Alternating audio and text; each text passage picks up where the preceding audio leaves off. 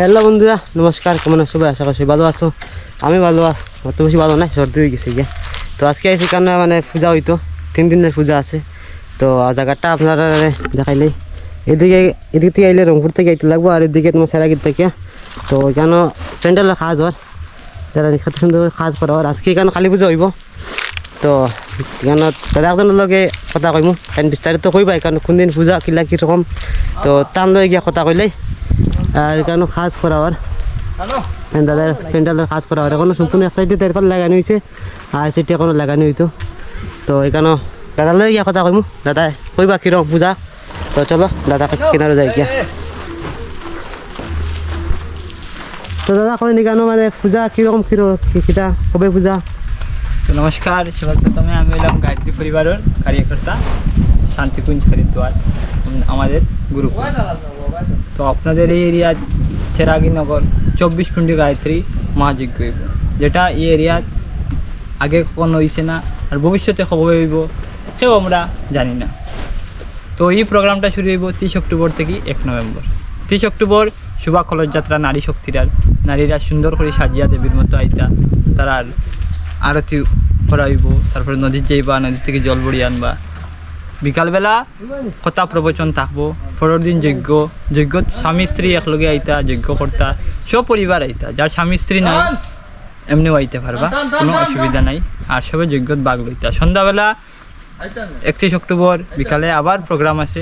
পরের দিন লাস্ট পূর্ণাহতি যজ্ঞ, ভোজন প্রসাদ সব ব্যবস্থা থাকবো। আর যদি কেউ সময়দান করতে চাইন, সময়দানে ইয়ে করতে পারবা। অনেক কাজ আছে এখন, আজকে দেওয়ালির লাগি সব একটু ব্যস্ত আসেন লোকাল মানুষ, নাহলে তারা সব আইন পুরা এই এরিয়া লইয়া আপনারা সব সুখী থাকতা। তার জন্য এই যজ্ঞটাও তো সবাই আইবা। সবাইরে অসংখ্য ধন্যবাদ, প্রণাম। জয় সিয়ারাম, বলি গায়ত্রী মাতা কি জয়। তো গাইস, তাদের কাছে তো আপনারা সম্পূর্ণ কিছু শুনছেন। আর জায়গাটা আমি আবার কইলে চেরাগীনগর। আর এদিকে তোমার রংপুর বাজারও, রংপুর থেকে আইলে তোমার একটু জায়গা আইও খাইলে বা জায়গাটা। আর এদিকে থেকে আইলে সেরাগির থেকে আইতে লাগবো, সেরাগি নিবিয়া দুলপসরা এই সাইড থেকে। আর এখানে আগে খেলার ফিল্ড আছিল, ফিল্ডও রাখানো হওয়ার নিউ ফিল্ড কালীবাড়ি আছে এখানে। এই যে এখানে কালীবাড়ি আছে, ক্যামেরা দিক মানে পুরো ক্লিয়ার দেখা যাইতো না। এখানে কালীবাড়ি আছে, কালীবাড়ির একদম কিনারও।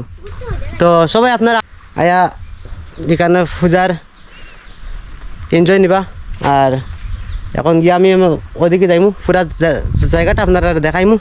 চলো যাই আমরা জায়গাটার ওদিকে যাই। এখানে মেন জায়গা, তো এরিয়াটা আমি আপনারা দেখাইমু।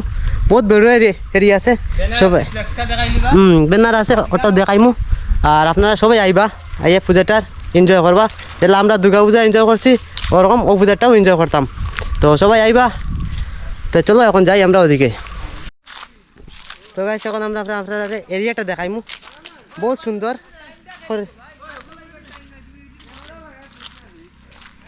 তো জায়গাটা আপনারা দেখাইমু।